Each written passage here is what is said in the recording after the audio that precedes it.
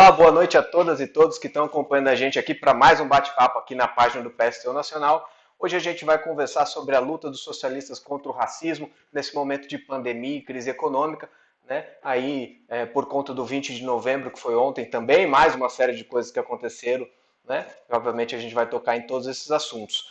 A gente convidou o Wagner e a Vera para conversar com a gente, eles já estão conectados aqui. Mas antes da gente começar, eu vou passar aqueles recados, vocês aproveitam para convidar as pessoas para vir assistir essa live, compartilhar o link dela nas listas de WhatsApp, nos grupos de Facebook, ok? Eu vou pôr aqui falando em redes sociais, a gente tem também os nossos outros perfis, né? O PSTU está no Twitter, está no Instagram, está no YouTube, tem também o número de WhatsApp, que estão todos fixados aí no primeiro comentário. Se você está acompanhando essas lives, não conhece o partido, quer conhecer, né? Mande uma mensagem aí que a gente troca uma ideia. Ok? No nosso canal do YouTube é importante todo mundo se inscrever, marcar lá para receber as notificações, para não perder nenhuma das nossas lives. Elas também são retransmitidas lá e estão todas organizadas numa playlist para você, né, voltar lá, caso você tenha perdido alguma, quer compartilhar com alguém, está tudo lá organizadinho. Ok? Essa live é transmitida na página do PSTU Nacional e retransmitida por outras páginas do PSTU nos estados, nas cidades, nossos candidatos, ex-candidatos, né? Então está sendo retransmitido por toda essa rede de páginas nossas, mas se você quer deixar um comentário, quer mandar um abraço, deixa aqui na página do PSTU Nacional, que é onde a gente consegue acompanhar, ok? Para vocês que estavam aí desde o começo ouvindo a música, a gente estava ouvindo duas faixas. A primeira é Who Did That To You, do John Legend, e a segunda é Unchained, que é um remix, né, de uma música do James Brown, Payback, com uma música do Tupac, Untouchable, né? As duas fazem parte da trilha sonora do filme Django Livre, né? Se você não assistiu, é uma boa indicação, vale a pena, ok? Gente, eu vou pôr então os nossos convidados na tela e a gente vai começar o nosso debate. Boa noite, gente, tudo bem? Boa noite. Boa Deixa eu noite. só acertar aqui um segundinho que a câmera da Vera bagunçou um pouquinho, vamos ver. Só um segundo, gente. Eu já chego bagunçando, né? Ok. Só um segundo, gente, enquanto eu arrumo aqui a câmera da Vera. Vera, você está me ouvindo? Sua câmera está congelada aqui para mim. Eu estou lhe vendo, eu não estou lhe vendo, mas eu estou lhe ouvindo bem. Tá, só um E segundo. estou vendo Wagner. Deixa eu acertar aqui, gente, só um segundo. Live tem dessas coisas. A gente fica acertando antes, a hora que põe na tela é outra história. Sem Pronto, problema. pronto. Ok. Pronto. Resolvido, a Vera na tela. Então, né, retomando a nossa conversa, eu vou apresentar para quem não conhece, né, à minha direita, no centro da tela, está o Wagner. Né, ele é Wagner Damasceno, doutor em Sociologia pela Unicamp. Né, ele não colocou na biografia dele aqui, mas a pesquisa dele de doutorado é sobre escravidão, racismo e capitalismo do Brasil. Né? Ele também é professor da Universidade Federal de Santa Catarina e é da Secretaria Nacional de Negras e Negros do PSTU. Né? E à direita dele está a Vera, né? A Vera Lúcia. Acho difícil alguém não conhecer, mas, né, faz parte do ritual eu apresentar. A Vera Lúcia é da direção nacional do PSTU, né? Foi nossa candidata à presidência em 2018 e candidata à prefeitura em São Paulo agora nesse ano. Ok? Uma semana aí que acabou o pleito. Gente, né? A ideia de fazer um bate-papo, né, sobre, né, a gente conversou um pouco antes, né, a gente fica à vontade para comentar. Eu queria começar a nossa discussão, obviamente, com os fatos mais recentes, né? Quando a gente planejou essa live, né, a gente tinha, né, tradicionalmente no 20 de novembro, que é o Dia da Consciência Negra, acontecem as marchas e etc. Né? E a ideia da live era fazer um balanço das marchas, né, que aconteceriam, né, e aconteceram no país todo. Mas, né, o ano é 2020, o país é o Brasil, e aí, né, uma caixinha de surpresa, a gente acordou no 20 de novembro com a notícia, né, do brutal assassinato do João Alberto no estacionamento de um Carrefour em Porto Alegre, né, no Rio Grande do Sul, o que, né, jogou gasolina nos protestos de sexta-feira, né, em alguns lugares, literalmente, né, em São Paulo, colocaram fogo lá no Carrefour. Né, e etc.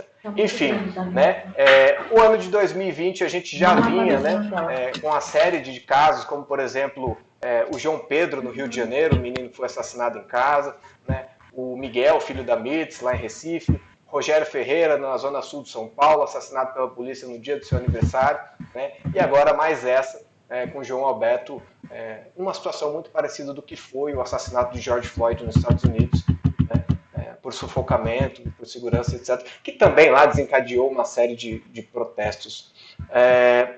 Vera, então eu vou jogar para você começar, para você discutir um pouquinho isso. Racismo mata? Né? É o racismo que mata mesmo? Porque teve gente dizendo, não foi racismo, foi uma violência, mas não tem a ver com racismo, é porque, enfim, né, tentaram justificar das mais diferentes formas. Na sua opinião, racismo mata?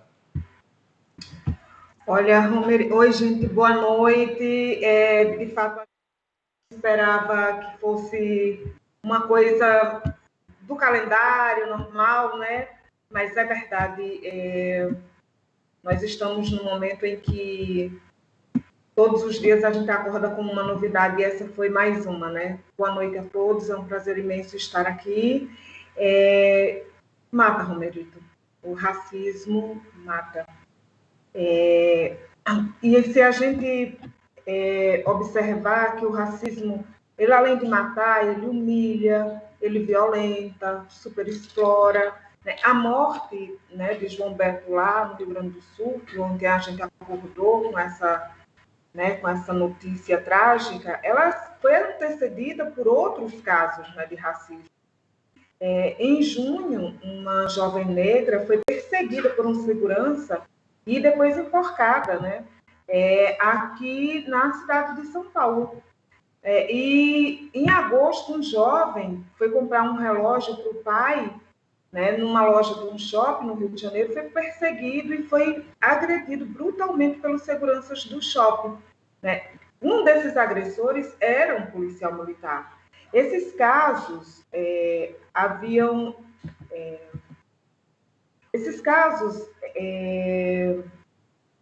são muito comuns, né?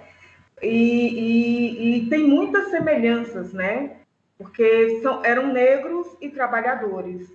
E também esses episódios que acontecem, eles acontecem, se você observar, sempre nos mesmos lugares, né? Shoppings, mercado, supermercado, né? Pois esses são os lugares, assim, onde o capitalismo esprega, né, assim, na cara da gente, as mercadorias elas são muito mais importantes do que as pessoas, né? E tem uma música, inclusive, de Elza Soares, que ela fala, né, que a carne mais barata do mercado é a carne negra. E, portanto, assim, respondendo à sua pergunta, o racismo mata e mata muito, muito, muito. De fato, isso que você colocou da relação com o local, eu acho que é uma coisa muito forte, né? Você tem um shopping center que é praticamente, né, um templo da mercadoria que a gente tem na sociedade hoje, e lá mesmo nesse templo as vidas são descartadas, né, enquanto se preservam as mercadorias. Wagner, na sua opinião, diz aí, racismo mata? Como é que você vê essa relação? Acho que ele está com um problema no microfone. Vocês não me ouviram? Perdão. Né? Não. O pessoal da live ouviu. Eu estava dizendo, né, dessa relação do shopping, etc., que é uma coisa muito interessante. Mas eu queria ouvir sua opinião, Wagner. Racismo mata? Sim. A Vera tem toda a razão. O racismo mata, e tem um nítido contraste quando a gente compara, quando a gente nota que desde o início da pandemia circularam vários vídeos com bolsonaristas brancos entrando em shoppings, em farmácias, em supermercados, sem máscara, afrontando a própria lei da burguesia, e afrontavam funcionários, afrontavam seguranças, e não só não eram agredidos, como sequer tiveram um tipo de tratamento aproximado do que o João Alberto teve, né? Porque com os negros a resposta é sempre a mais violenta, né? E aqueles que assistem, muitas vezes não têm sequer nenhuma solidariedade, como a gente viu no caso do João Beto ali. né? E segundo um dos amigos dele, a última frase que ele gritou enquanto estava sendo estrangulado era: não conseguia respirar, eu não consigo respirar, não consigo respirar. Essa também foram as últimas frases, as últimas palavras ditas por Eric Garner, que morreu, um trabalhador negro que morreu sufocado, estrangulado por um policial em Nova York há 6 anos atrás, nos Estados Unidos.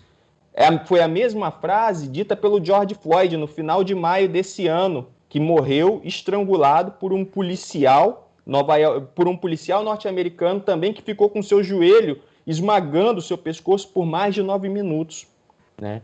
Então, assim, o racismo mata. O racismo mata, sim. Mata muito.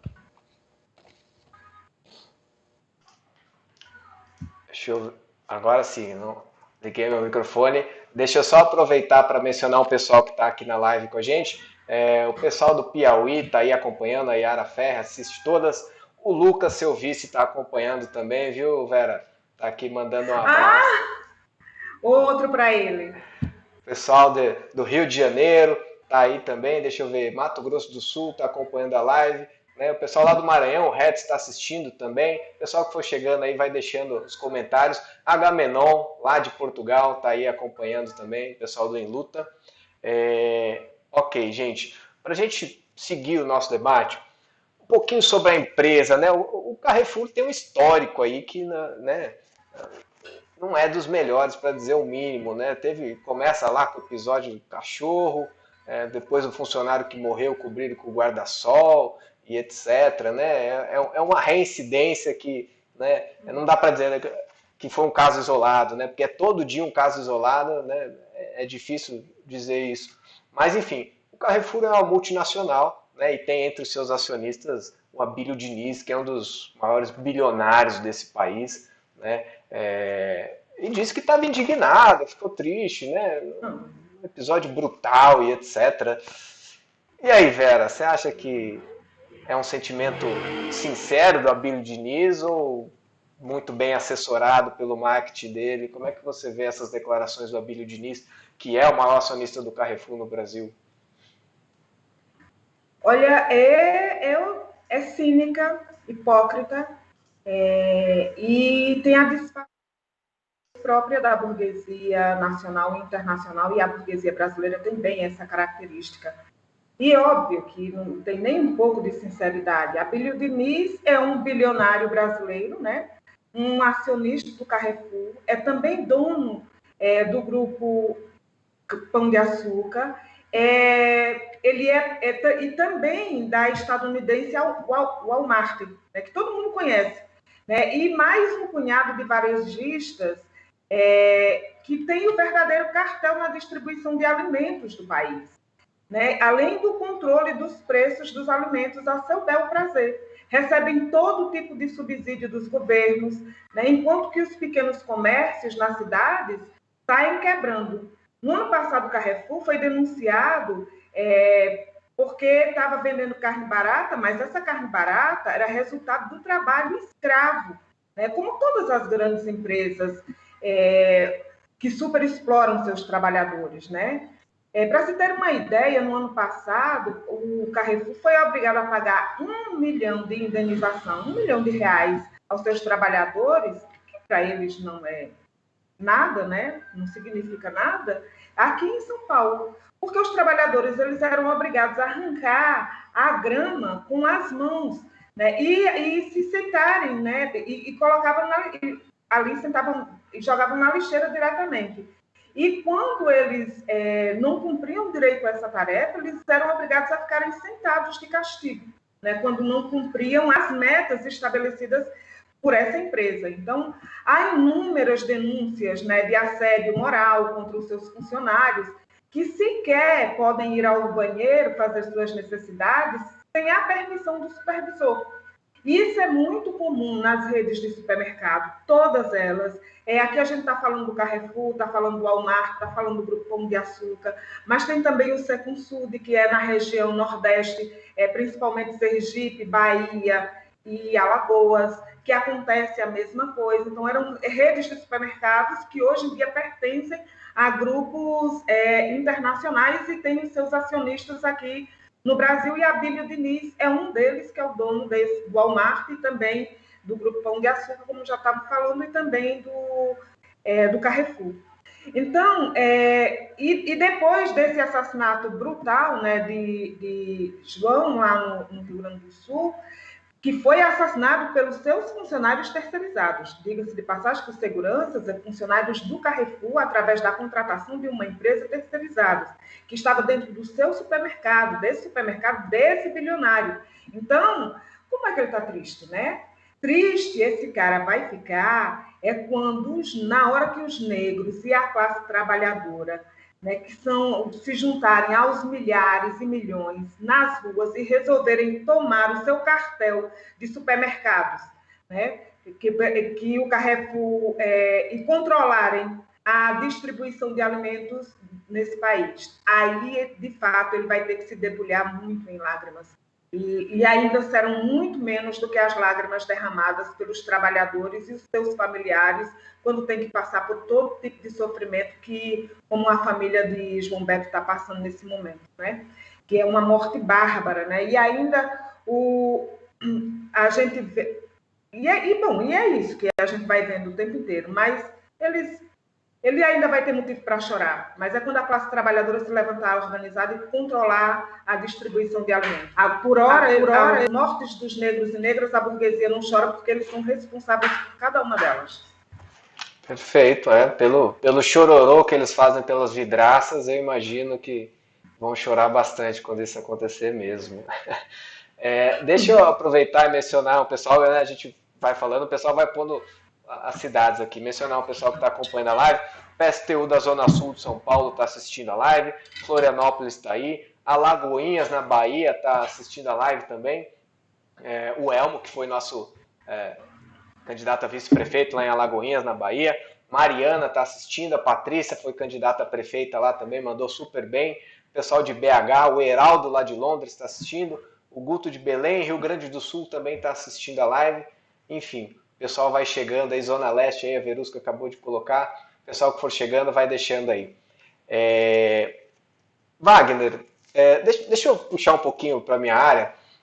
O jornalismo tem nesse debate sobre racismo tem uma data importante, que é uma pesquisa que a Folha fez em 95, nos 300 anos da morte de Zumbi, né, que ela perguntava para os brasileiros se eles achavam que o Brasil era um país racista e se eles achavam que eles mesmos eram racistas, né?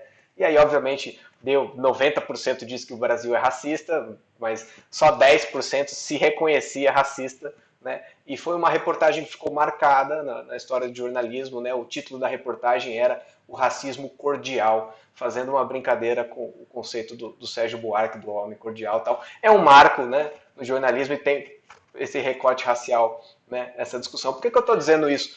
Ontem, né, enquanto acontecia esses protestos todos pelo país por conta do assassinato do João Alberto, o Hamilton Mourão disse que, olha, né, racismo no Brasil é uma coisa que não existe, que isso é importado de fora, né? O Bolsonaro, né, para não ficar para trás nas asneiras, né, nas declarações burras, foi lá no Twitter e disse que era daltônico, que não via diferença de cor e etc. Enfim, né?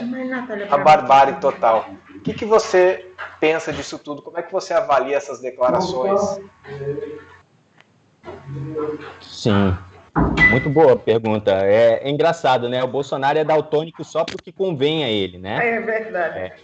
Ele não viu a cor do dinheiro que o Fabrício Queiroz depositou na conta da mulher dele. Não viu a cor laranja do laranjal que o filho dele, o 01 Flávio Bolsonaro, está enfiado, né? Mas ele sabe muito bem a cor dos negros quando ele diz que um filho dele jamais namoraria uma mulher negra. Ele sabe muito bem a cor da classe trabalhadora, que é negra no Brasil, quando ele diz que nós vamos ter que escolher entre ter emprego, ter direito, né? Ele sabe muito bem a cor da classe trabalhadora quando ele faz um libera geral em meio à pandemia, né? Porque ele sabe que a classe trabalhadora, o povo pobre negro vai morrer. Então, ele sabe a cor, né, do negro quando ele diz que, como ele disse, que jamais entraria num avião que fosse pilotado por um piloto cotista ou que jamais seria operado por um médico negro cotista, né? Então ele é daltônico e só que convém para ele, né? E assim, ó, sempre é curioso, sempre que o Bolsonaro e o Mourão eles estão confortáveis, eles fazem falas exaltando uma suposta superioridade racial dos brancos. É piadinha, são frases extremamente, abertamente racistas. Agora, sempre que eles estão acuados, porque a população e o povo negro e a classe trabalhadora estão na rua, aí eles, para se defender, eles usam o mito da democracia racial. Dizendo, não, eu não sou racista, o meu melhor amigo é o Wellington, não, eu não sou racista, a mulher da minha esposa, o pai da minha esposa é negro, é nordestino. Então, eles sempre usam o mito da democracia racial no momento que eles estão acuados. E o mito da democracia racial, como a própria expressão diz, é um mito, é uma mentira. Porque o português, aqui no Brasil, foi cruel durante a escravidão com o negro. O sistema econômico aqui no Brasil, que alimentou o desenvolvimento capitalista, fez com que os nossos antepassados fossem sequestrados, traficados, torturados, mortos, e os que chegaram aqui foram escravizados duramente. Esse sistema que fez tudo isso é o mesmo que o sistema que está de pé. Esse sistema foi o sistema que criou a escravidão negra para se alimentar, e foi o sistema que, inclusive, criou uma justificativa, primeiro religiosa, depois uma justificativa científica, que é o racismo, para tentar justificar a escravidão negra. Esse mesmo sistema ele tem nome, é o capitalismo. Esse sistema continua de pé, né? E nós vamos derrubar. Teve inclusive, eu não me lembro agora o nome, mas uma pesquisa que está fazendo um mapeamento genético da população brasileira que, né, inclusive trouxe um dado aí de que 70% dos genes negros vinham das mulheres, né, e 70% dos genes brancos vinham dos homens, evidenciando que, na verdade, essa tese da miscigenação aí é muito mais estupro do que cordialidade, como durante muito tempo se tentou fazer na historiografia brasileira. Enfim, Vera, perguntar para você agora, a gente tem grandes políticos, né, a burguesia brasileira tentando convencer que, né, a pandemia não é tudo isso, né, que, né, 160 mil mortos, ok, né, no começo eles estavam dizendo, vai ter que morrer 10 mil, etc., né, não vai ser nada, né, a economia não pode parar, tentaram importar o que fizeram lá na França, se não me engano, né, não pode parar e etc. E a gente sabe que, né, a gente já discutiu muito pandemia aqui nas lives, e uma coisa uma frase que ficou marcada para mim foi que o vírus não escolhe quem vai infectar, mas o capitalismo escolhe quem vai morrer. E a gente sabe que nessa pandemia o saldo de mortos pesa mais para o nosso lado do que para o lado deles, né? E nosso lado eu estou dizendo a classe trabalhadora, a população negra, né? É a maioria das vítimas do Covid, assim como é a maioria também no desemprego, nas taxas de educação e etc. Enfim, como é que você avalia essa situação, né? A gente pode fazer um recorte racial também nesse momento de crise econômica, pandemia. Como é que você vê tudo isso? Sem dúvida, Romerito.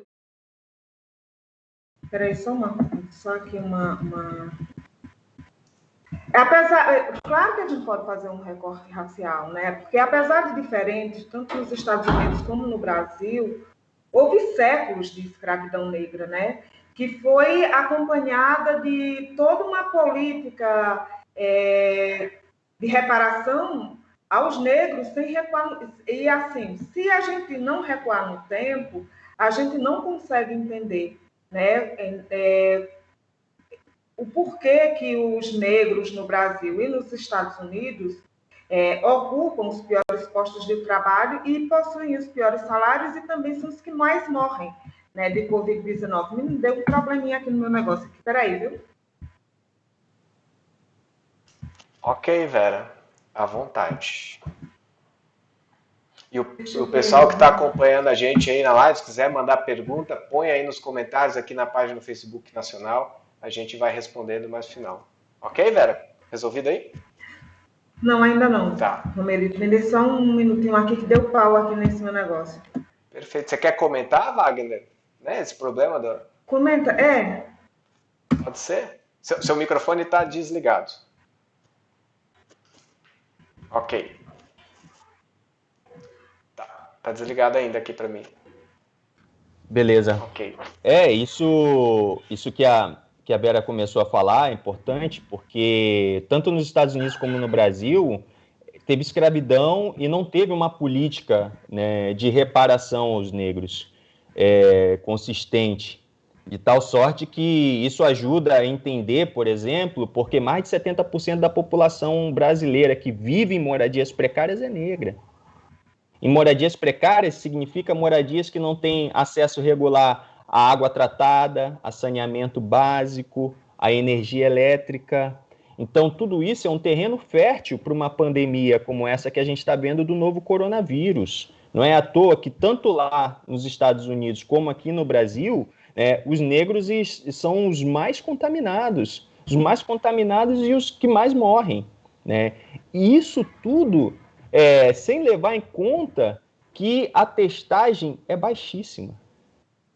Nos Estados Unidos também, que é um país imperialista, pouco se testa a classe trabalhadora e a população negra, né? No Brasil, não há testagem em massa. E quando não há testagem em massa, a gente não consegue saber, né, realmente, né, o tamanho da gravidade dessa pandemia. Então, sim, ela tem classe social, ela atinge, na verdade, a classe trabalhadora, e atinge o povo negro e pobre, né? O Hertz Dias, o nosso ex-candidato à vice-presidência, que foi candidato à prefeitura de São Luís do Maranhão, minha cachorra aqui, ele dizia assim, olha, quando a pandemia começa...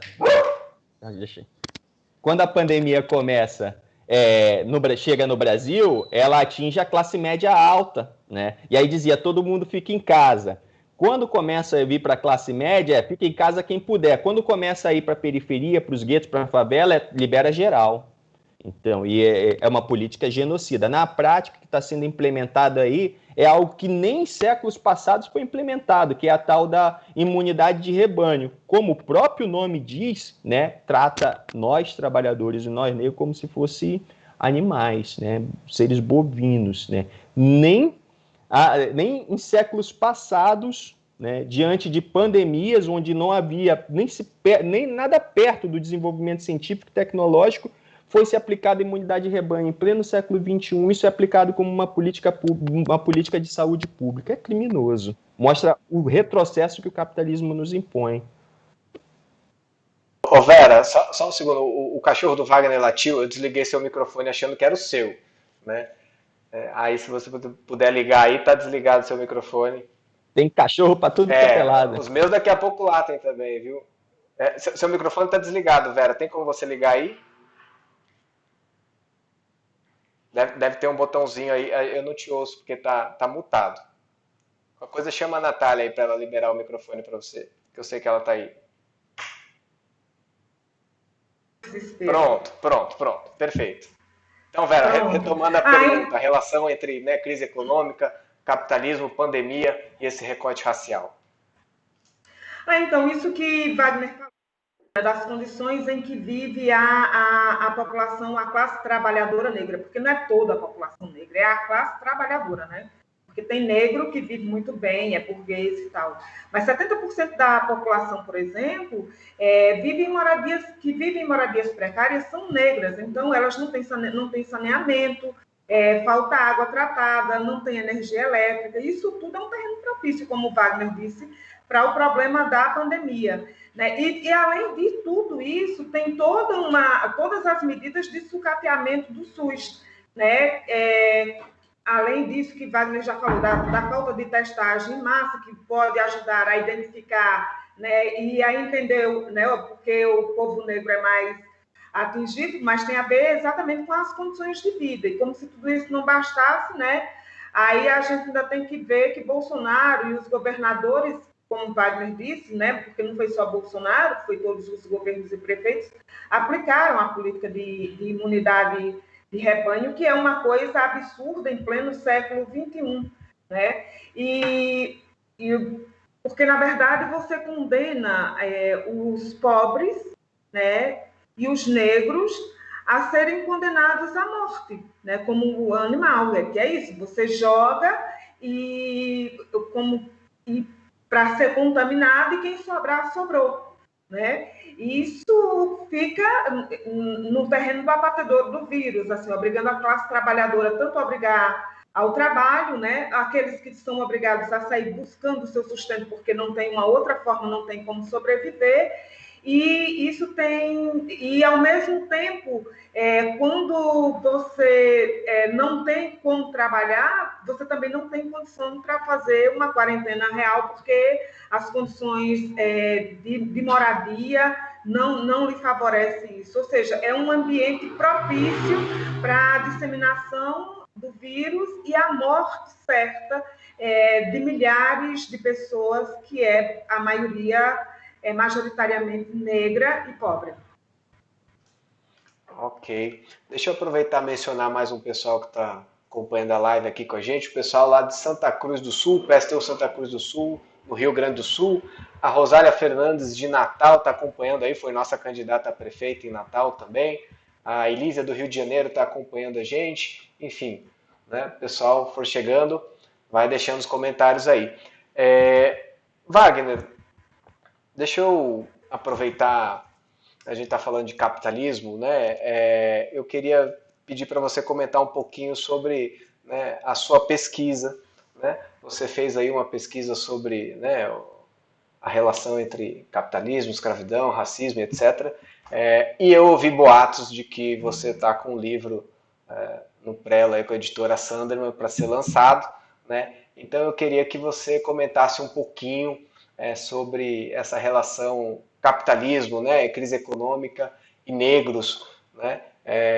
Como é que você avalia isso sobre a ótica aí da sua pesquisa que você desenvolveu? E se tiver um spoiler para dar desse livro também, pode pôr aí que é bem-vindo. Legal. Olha, em primeiro lugar, né, é importante dizer, né, que é uma das coisas que a gente reafirma, que a classe trabalhadora majoritariamente é negra, né? Hoje é majoritariamente negra, né? Essa é uma constatação importante, né, para a gente entender, né, a nossa classe, né? Aí, aliás, é impossível entender o mercado de trabalho, essa é uma das coisas que eu sustento lá na pesquisa, sem entender, né, sem recuar um pouco no tempo, sobre a escravidão e a abolição da escravidão sem reparações, né? E quando a classe dominante aqui aboliu a escravidão formalmente, né, ela já tinha criado uma série de mecanismos, uma série de leis que impediam o acesso à terra da parte da classe trabalhadora, impediu o acesso aos meios de produção, né? E impedia também o acesso ao trabalho formal. Com isso, criou-se no Brasil um exército industrial de reserva negro gigantesco, o maior do mundo, né? Esse exército industrial negro, né, funcionava como um fator de pressão para rebaixar o valor do salário dos trabalhadores brancos no Brasil. Não só rebaixar o valor do salário dos trabalhadores brancos no Brasil, também rebaixar as condições de trabalho no Brasil. É impossível entender porque o salário no Brasil, a mão de obra no Brasil é tão barata e porque tem tanto acidente de trabalho, porque as condições são tão precárias, sem entender a abolição que foi feita sem reparações, sem levar em consideração o racismo no Brasil. Então esse é um elemento importante, porque o racismo ele serviu para justificar a escravidão como um mecanismo de acumulação do modo de produção capitalista, só que a classe dominante não acabou com o racismo quando fez a transição da escravidão para o trabalho assalariado dentro do capitalismo. Ao contrário, né, ela intensificou o racismo de diversas maneiras. Não é à toa que a gente está discutindo isso aqui hoje, né? Então o racismo funciona como um mecanismo para rebaixar o valor da mão de obra de milhões de trabalhadores no Brasil. Então isso é bom para os empresários, para a burguesia, né? É bom, por um lado, do ponto de vista econômico, né? Porque se paga menos para uma massa gigantesca de trabalhadores. Do ponto de vista político, é útil para a burguesia, porque o racismo ajuda a dividir a classe trabalhadora. dividida entre trabalhadores negros e trabalhadores brancos. Os trabalhadores brancos, muitas vezes, são pagos com uma expressão que a gente utiliza, uma espécie de salário psicológico, porque acha que, de alguma maneira, ele é superior ao negro. E por achar que ele é superior ao negro, ele tem dificuldade de se unir ao trabalhador negro para enfrentar o seu inimigo comum, que é a burguesia. Essa é a utilidade fundamental do racismo no Brasil. E os números atestam isso. O último dado da PNAD mostrou que o desemprego aqui no Brasil bateu recorde, 13,8%, a maior taxa desde 2014, são milhões de trabalhadores desempregados no Brasil, mas os negros estão super representados no desemprego, são mais desempregados em termos numéricos do que os brancos, e os salários, os rendimentos são menores também. E na base de tudo isso está a mulher negra, por causa da combinação cruel dentro do capitalismo, do machismo e do racismo. Só para ter ideia, uma mulher negra trabalhadora recebe, em média, segundo os dados do IBGE de 2019, 44% do salário de um trabalhador branco. Essa mesma mulher negra, ela recebe apenas 58% do salário de uma mulher branca. Ou seja, o racismo é bom para a burguesia. Ok. Vera, quer comentar essa questão da mulher negra? Seu microfone está desligado, tá? É só fazer uma observação, Wagner, enquanto você estava comentando, eu lembrei daquele livro Libertação Negra e Socialismo, que a Sandra publicou também, do Ahmed Shawq, que ele comenta justamente isso, da divisão racial para separar os grevistas nos Estados Unidos, eu acho que me ocorreu enquanto você dizia. Mas, enfim, Vera, sobre esse problema da mulher negra, receber os menores salários e ter os piores postos de trabalho e etc., como você avalia isso? Seu microfone continua desligado para mim aqui. Ainda não te ouço. Pronto. Perfeito. Agora me ouve? Sim.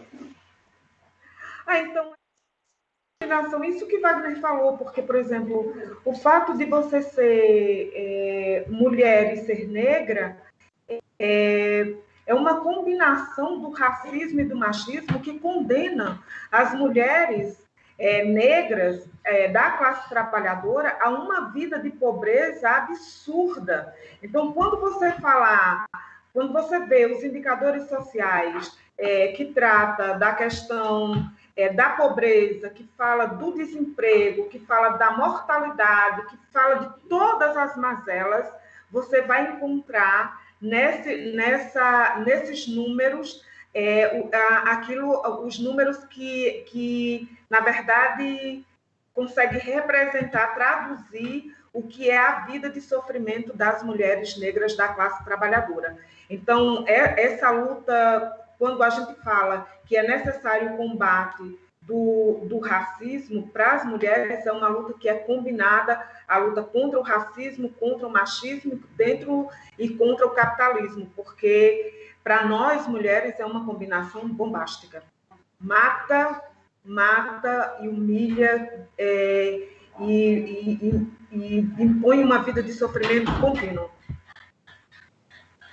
Ok, deixa eu voltar a pergunta para o Wagner. Sabe que eu estava vendo as notícias hoje, se eu não me engano, eu não sei que cargo ele ocupa no Carrefour, mas um dos altos escalões do Carrefour é uma das pessoas que participou daquele livro A Empresa Antirracista, que diz sobre práticas de combate ao racismo dentro da empresa, como fazer uma administração menos racista, etc. Enfim, é uma das pessoas que participa desse livro. Por que eu estou dizendo isso, Wagner? Eu queria saber de você, como é que você avalia essas propostas, que surgem muitas, já não é nem tão novo, desde a época dos anos 60 nos Estados Unidos tinha isso, empreendedorismo negro, black money, etc. Como é que você vê essas propostas para combater o racismo? Olha, essa pergunta é interessante, porque, veja, se por empreendedorismo a gente está falando em arregaçar as mangas e correr atrás do sustento, olha, Ninguém mais fez isso no Brasil do que os negros, trabalhadores, desde o fim da escravidão, né? As mulheres vendendo doce na rua, lavando roupa, os homens fazendo pequenos ofícios nas ruas, tentando se virar porque estavam alijados do mercado de trabalho formal. Agora, é preciso falar as coisas como elas realmente são, né?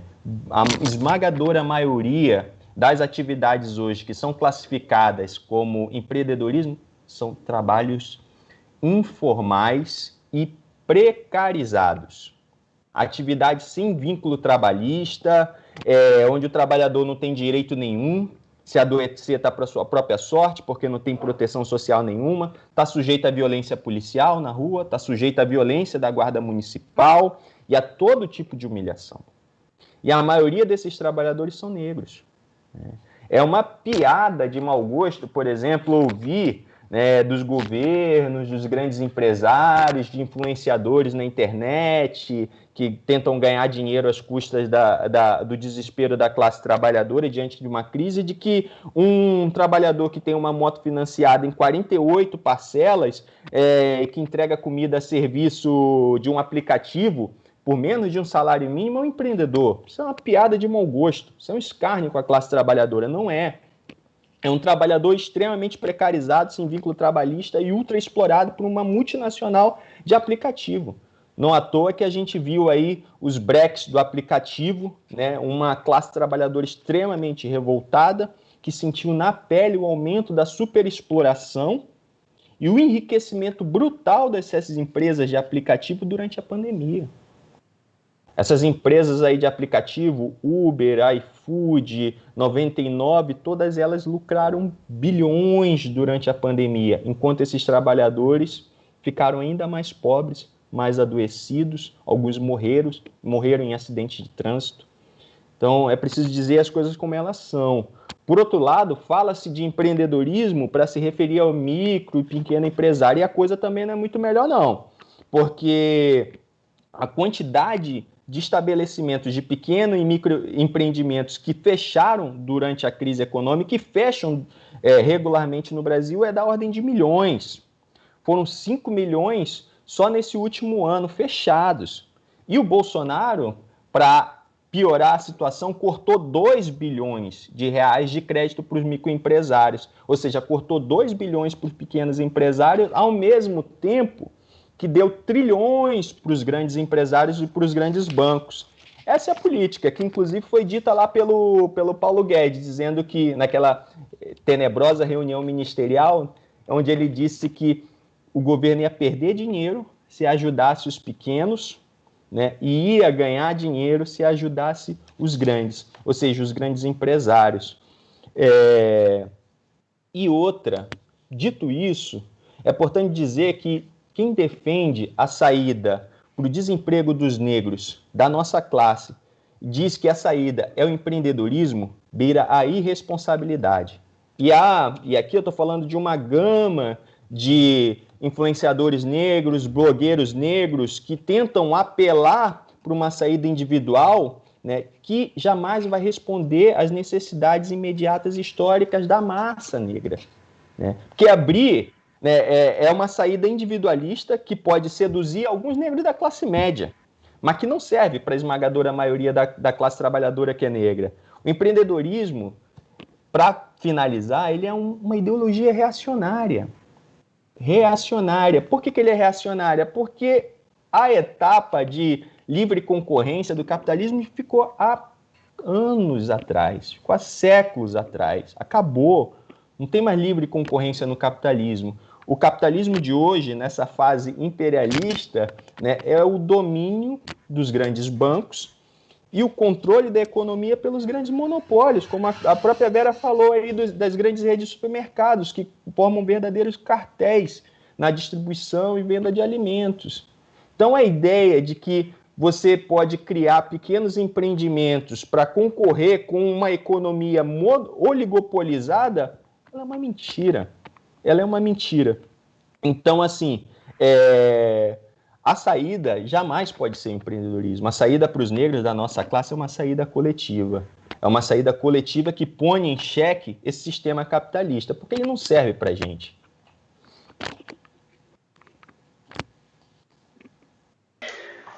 Perfeito.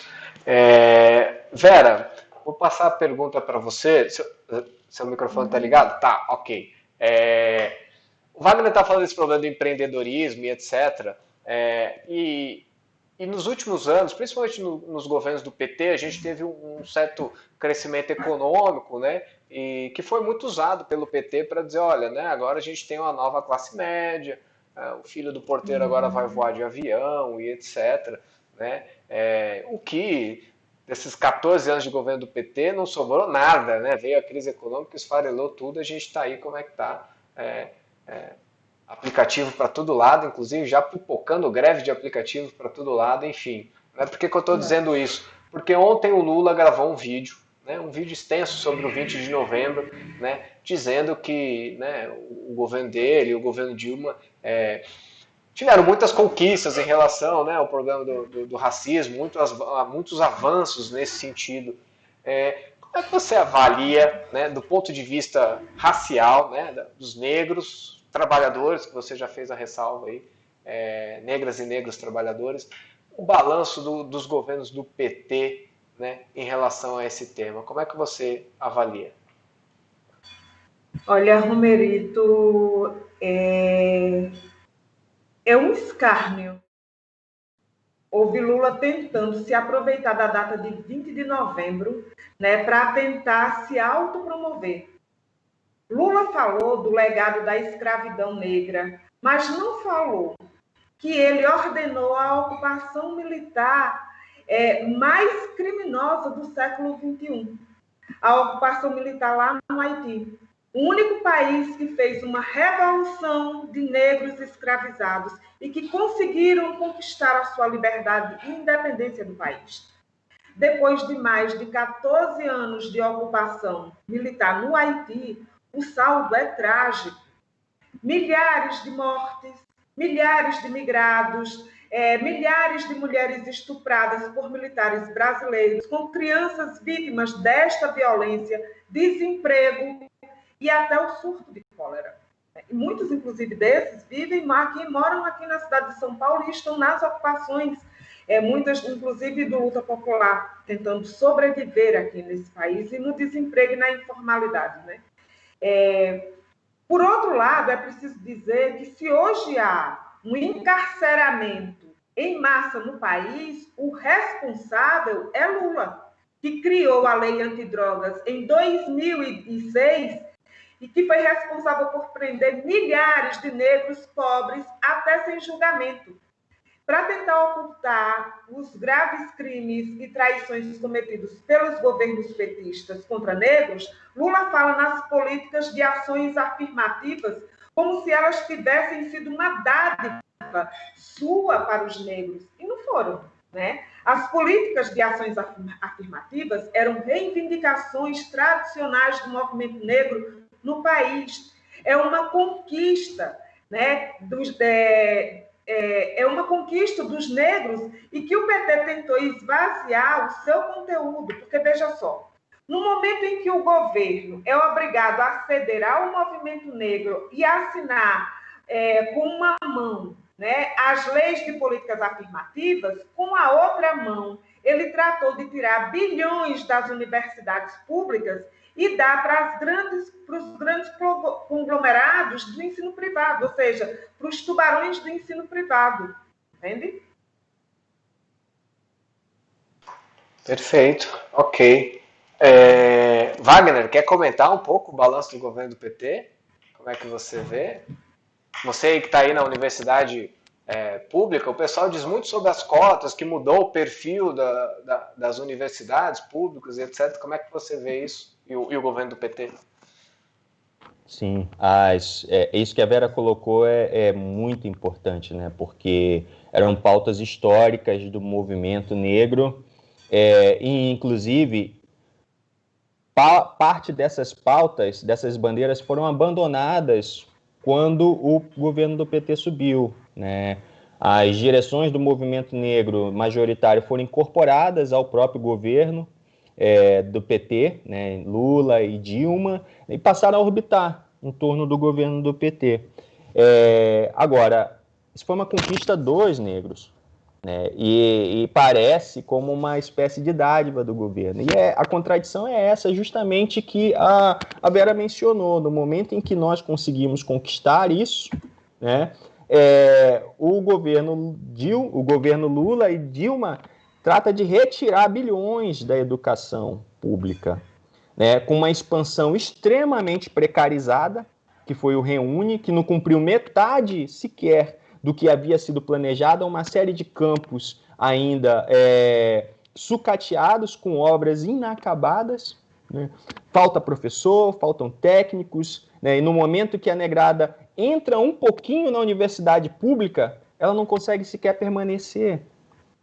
Ela não consegue sequer permanecer, porque não tem uma política efetiva de permanência com dinheiro público investido nas universidades, né? Ao mesmo tempo, ele drenou bilhões para os grandes conglomerados de educação, como a própria Vera disse, né? Então, o balanço do governo do PT, do ponto de vista da educação, não há nada a se comemorar. Do ponto de vista do homicídio e da violência aos negros, muito menos.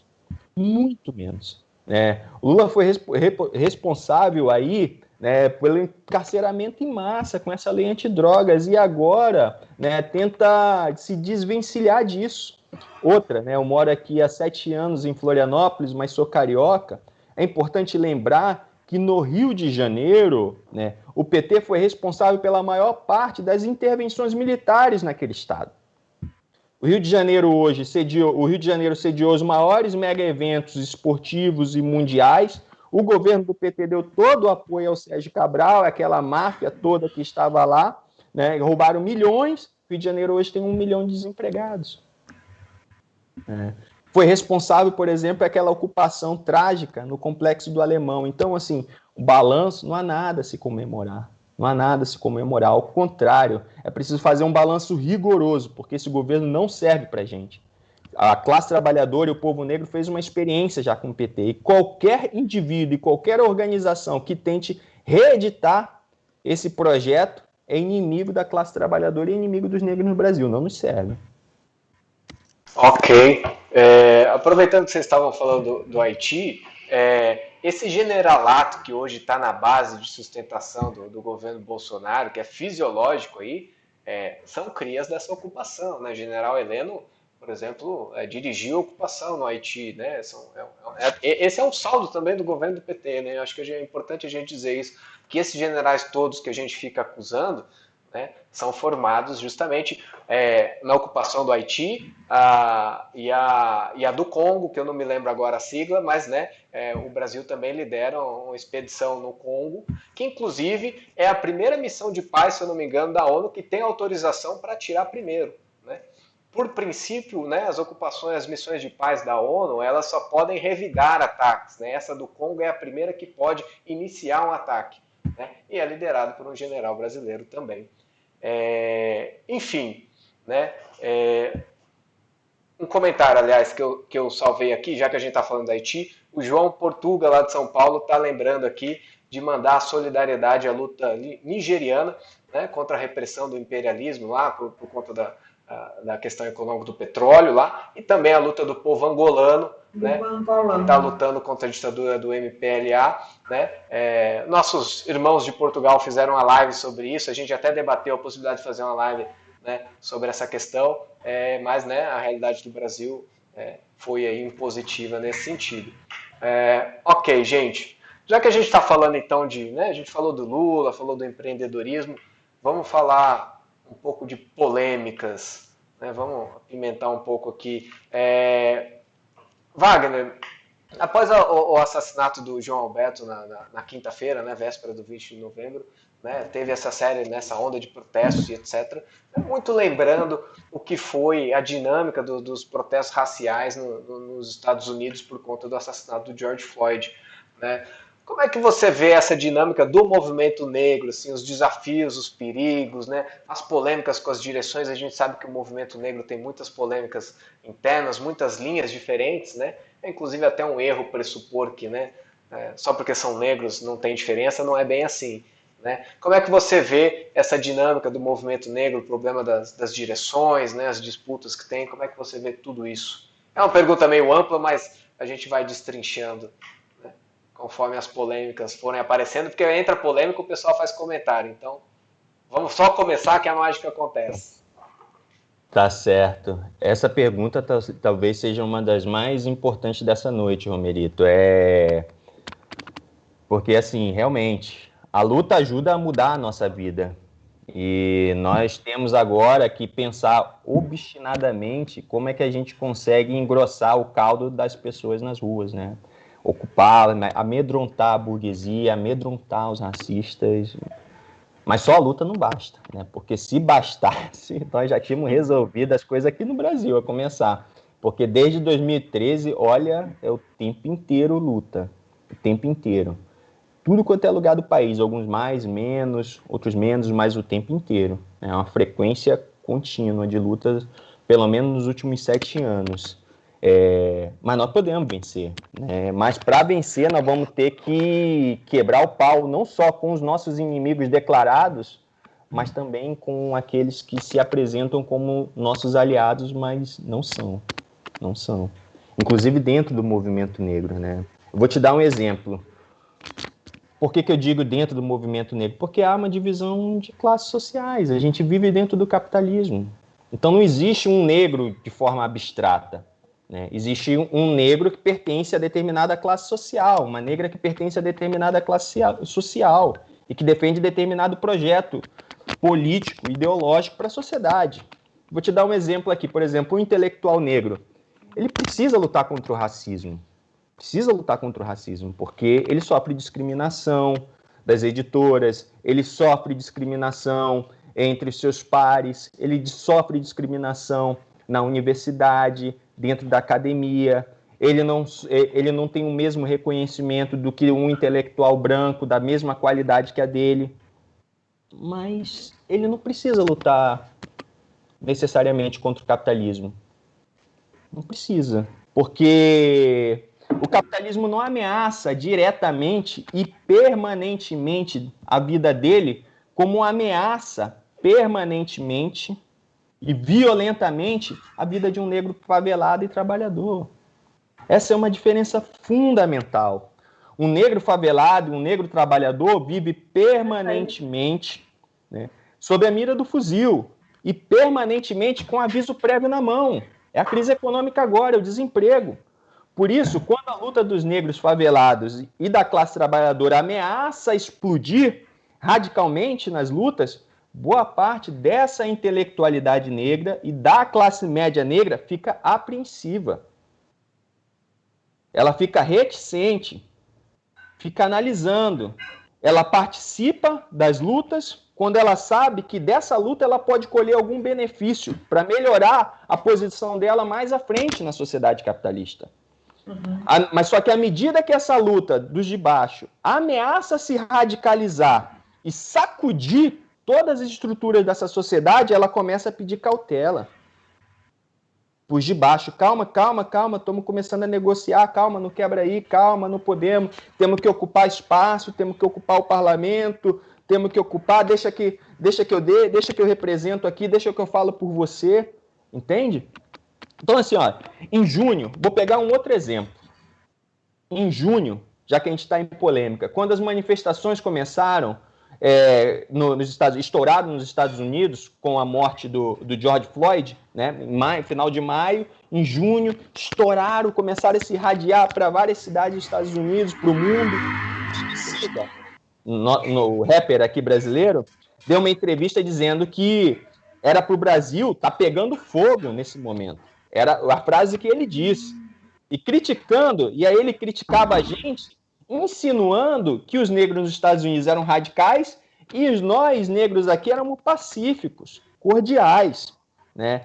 Só que a última vez que teve uma explosão negra nos Estados Unidos foi em 1992, em Los Angeles, e a última, do tamanho dessa que a gente viu neste ano, aconteceu em 1968.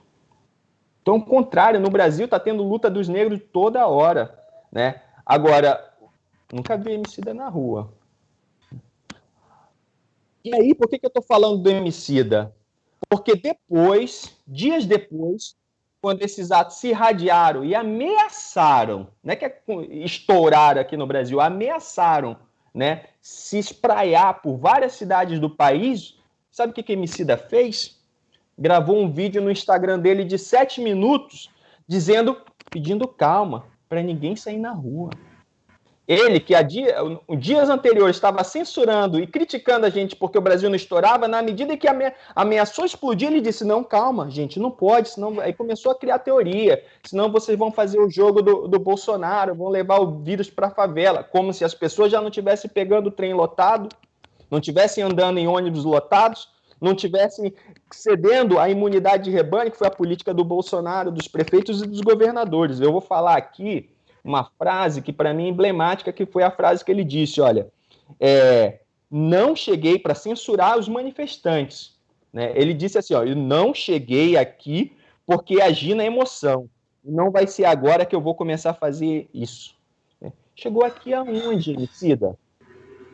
Aqui aonde? Ele é o negro que chegou no lugar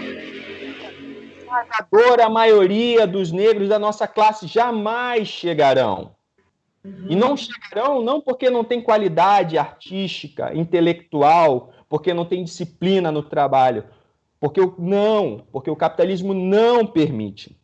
E ele sabe disso. E ele sabe disso. E ele sabe, como ele sabe que a esmagadora maioria dos negros da nossa classe no Brasil jamais poderão chegar massivamente ao lugar onde ele chegou, ao invés de levantar a mesa e tacar fogo em tudo, ele prefere preservar o seu assento. Preservar o seu assento. Então, e isso para nós não serve. Então, essa divisão fundamental. O desafio hoje é tentar massificar esses atos, né, contra o racismo, mas, ao mesmo tempo, levar a necessidade de colocar em xeque esse sistema, destruir o capitalismo. E para isso a gente precisa fazer um acerto de conta com o Bolsonaro. É fora Bolsonaro, é fora Mourão, né? E, ao mesmo tempo, também lutar contra toda essa gama de pessoas, né, que se colocam como aliados dos negros da classe trabalhadora, mas não são. No fim das contas, vão tentar preservar o seu assento nessa ordem irracional. Ok, muito bom. Arrancando elogios aqui nos comentários, Wagner. Vera, deixa eu passar então a pergunta para você. Às vezes, no calor do momento, a gente não vê a história acontecer na frente dos nossos olhos, viu, Vera? Eu às vezes fico pensando nisso, mas quando eu penso em você, eu penso o seguinte: você é a primeira mulher negra a disputar a eleição nesse país, a presidência. Você é a primeira mulher negra na história a disputar a prefeitura de São Paulo, né? E eu acho que às vezes a gente não se dá conta disso, né? O que é uma coisa muito importante.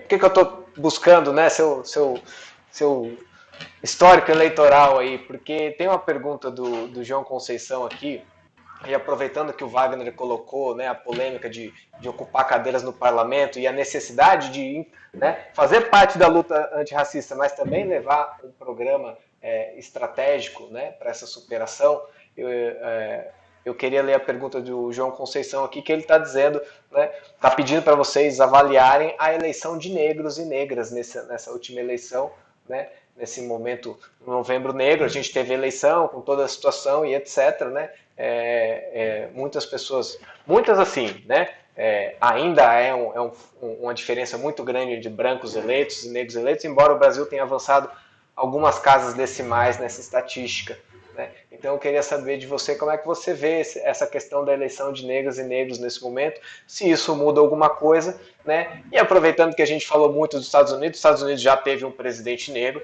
e agora tem a primeira vice negra, que é a Kamala Harris, né? Muito está se falando em torno disso, né? Como é que você vê esse problema da eleição de negros e negras para o parlamento? É muito engraçado que eu sou a primeira mulher negra a disputar a presidência da República, e foi uma chapa 100% negra, né? Porque era a candidata, era a presidente e o vice, né? E nordestino, né? Então, é a primeira chapa 100% negra, 100% nordestina. É pura ousadia, né? Isso sim é pura ousadia. afrontar. Exatamente. Mas isso foi muito importante. Assim como São Paulo teve que esperar 466 anos para ter a primeira candidata mulher negra disputando a prefeitura, né? Então, isso também é muito importante. Agora, o mais importante tiveram várias, né? Foram várias. Essa eleição ela foi marcada por essas pautas, né? As chamadas pautas identitárias, né? Eram negros, LGBTs, mulheres, as chamadas bancadas feministas. Tudo isso é importante e a gente não nega. Agora, o mais importante de tudo isso não é ter sido a primeira candidata à presidência da República e ser mulher negra e ser nordestina, mas é ser mulher negra, ser nordestina, ser da classe trabalhadora, ser uma chapa 100% negra, mas estar a serviço e ter um programa para a classe trabalhadora brasileira e sem desvinculá-la da realidade mundial. Porque é verdade que nós somos negros, na condição de negros, como Wagner disse, nós somos muito mais explorados, muito mais oprimidos. A vida que nós levamos ela é muito mais difícil, mas também é verdade que tudo isso se dá a serviço da produção do lucro na sociedade capitalista. E o mais importante foi apresentar nessas eleições de que a classe trabalhadora, sobretudo os negros e negras, precisam se organizar. É muito importante disputar o espaço no parlamento, é muito importante ter mulheres, negros, LGBTs com cargos no parlamento. Era muito importante a gente ter conseguido, por exemplo, eleger, inclusive, um prefeito ou uma prefeita, mas a quem vai servir esses mandatos? Porque é isso que Wagner disse, olha só, você ocupar uma cadeira no parlamento e você ser negra e dizer, eu falo aqui desse lugar, né, esse lugar de fala, para nós, os negros e negras da classe trabalhadora, o nosso lugar é o lugar da classe trabalhadora, onde é majoritariamente negra, onde somos mais explorados e mais oprimidos, porque o sistema capitalista se utiliza de todas as nossas diferenças, que é próprio da humanidade, e transforma tudo isso em desigualdade para garantir lucro. Então, é muito importante ocupar e disputar. Durante essas eleições, a gente viu isso muito, e isso é muito importante. Por outro lado, nada disso vai poder resolver o problema da nossa classe se nenhum desses mandatos estiverem a serviço do fortalecimento do conjunto da luta da classe trabalhadora para se enfrentar com aquele que, de fato, se apropria do racismo, do machismo e de todo tipo de opressão, que é o sistema capitalista para garantir os seus lucros. Então, esses mandatos, se não estiverem a serviço da organização da classe trabalhadora negra, desempregada, negra que vive com o aviso prévio na mão, negra que recebe os piores salários, negra que apanha e que morre, se não estiver a serviço da organização do conjunto desses negros e negras para se enfrentar contra o sistema capitalista que lhe impõe esse tipo de sofrimento, esse tipo de mandato não serve para nada. Do mesmo jeito que nós já tivemos no Brasil, por mais de uma década, uma mulher como primeira presidente do Brasil, o primeiro operário da indústria metalúrgica que perdeu uma falange do seu dedo trabalhando e que governou para o grande capital nacional e internacional. E quando saiu, deixou para a nossa classe um rastro de destruição e foi a antessala do governo Bolsonaro. Então, quando a gente fala de mandatos, quando a gente fala do parlamento, quando a gente fala de fazer disputa, e é muito importante fazer disputa eleitoral, é para que projeto e para que classe.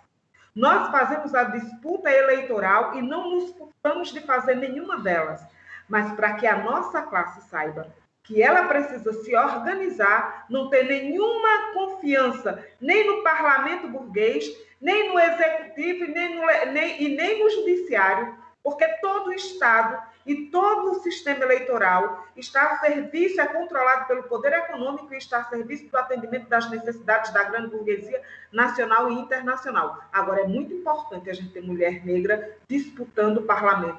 É muito importante ter negros e negras e LGBTs e mulheres disputando isso, porque nos dizem que nós somos incapazes. E nós somos capazes de fazer todas as coisas. O que nos impede é, de fato, o sistema capitalista que transforma as nossas diferenças em desigualdades e diz e precisa nos convencer de que nós, mulheres, somos menos capazes que os homens e de que nós, os negros e negras, somos menos capazes do que os brancos, quando, na verdade, todos nós somos capazes de fazer todas as coisas.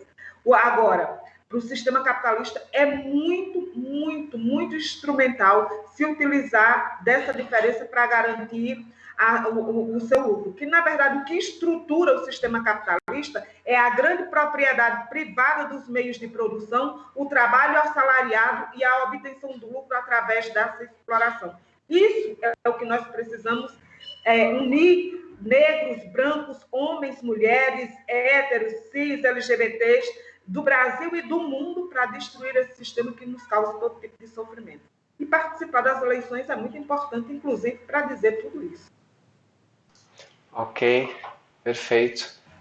Wagner, eu vou pedir para você comentar também a questão das eleições, mas eu queria direcionar para um outro lado, porque você, né, faz parte aí da Secretaria de Negras e Negros do PSTU, e o PSTU foi o partido nessas eleições que apresentou a maior proporção de candidatos negros nessa eleição. Já tinha feito isso em outras eleições, volta a fazer, né?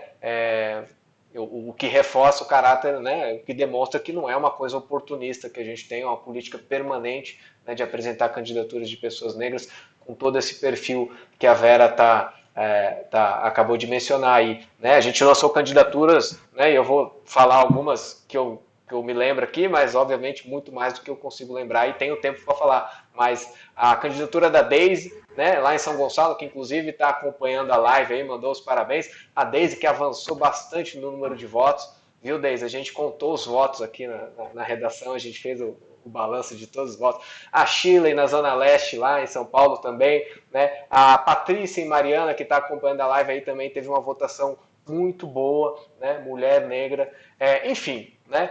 A Vera Roselli, no Rio Grande do Sul, que é vice do Júlio Flores também, já participou de uma live muito boa com a gente aqui sobre o trabalho doméstico, que está lá no YouTube. Quem não viu, quem quiser ver, está lá no YouTube, a live foi muito boa. Enfim, Wagner, como é que você avalia essas candidaturas negras do PSTU, essa participação do PSTU nas eleições com esse perfil racial? Eu acho que é fruto de uma luta grande, né, e que realmente não começou agora, né? Uma luta teórica, programática, e que se reflete nessas candidaturas, né? Porque é também uma espécie de acerto de contas com a tradição marxista que sempre dedicou atenção ao tema racial, né? E de Marx, passando por Engels, né? Marx e Engels, passando por Lenin e Trotsky, e essa trajetória foi interrompida pelo stalinismo, né? Então, nós do PSTU, né, temos feito nos últimos anos, nos dedicado muito ao estudo, muito à elaboração, e se reflete também nesse compromisso, né, não só teórico, político, mas de estar enraizado também, onde a classe trabalhadora, o povo pobre, negro está. Então, acaba sendo também um processo quase que natural, né, dessa presença que a gente tem, né, e que se reflete aí nas candidaturas. Eu estava até brincando outro dia, falando da Vera, na candidatura a São Paulo, que era um suco concentrado de representação, para pegar essa palavra aí que parte do movimento negro gosta de falar, né? Mulher negra, nordestina, mas acima de tudo socialista, né? E que ao mesmo tempo, né, a presença dela concorrendo ao pleito em São Paulo coloca também em xeque o discurso de parcela do movimento negro que diz que o que prima na sua escolha política é o elemento racial. Porque, diante da presença da candidatura da Vera, né, a grande mídia invisibilizou, tentou invisibilizar o quanto pôde, mas não conseguiu completamente a candidatura da Vera, e uma parcela do movimento negro simplesmente tentou ignorar a candidatura da Vera para tentar votar com menos peso na consciência em candidaturas reformistas brancas ou deliberadamente burguesas brancas. nós temos um compromisso que é um compromisso do PSTU de aumentar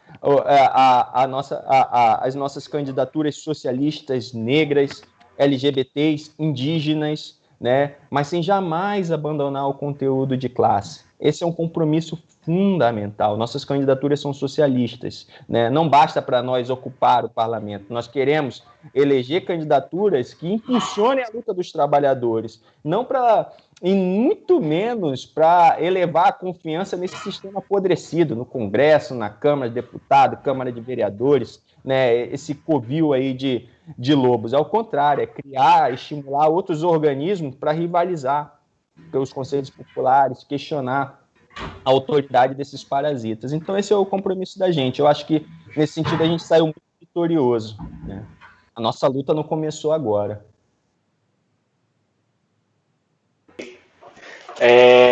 Gente, a gente já falou do problema, né, das direções reformistas, né, o problema do PT, o Wagner acabou de falar também do problema dos stalinistas, como é que, né, isso foi um retrocesso, né, das lutas contra as opressões. O stalinismo prestou um verdadeiro desserviço nesse sentido. Né, a gente falou também do problema do empreendedorismo negro e etc. Mas existem outras polêmicas, né, no movimento negro, né, a gente sabe que, né, os liberais, tem os stalinistas, tem os pós-modernos, tem, né, os reformistas, tem de tudo, né, como é o movimento político em todas as áreas. Wagner, eu queria que você comentasse também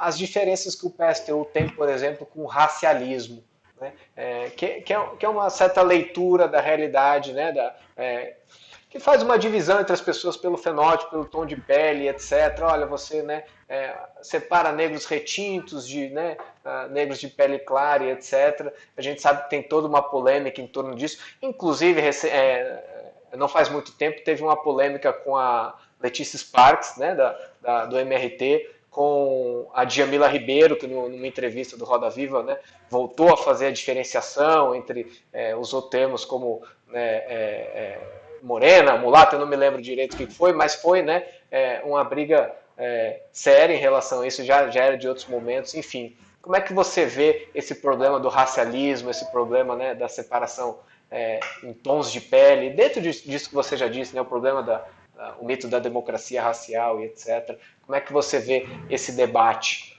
né, com os racialistas? Qual a diferença do PSTU com os racialistas?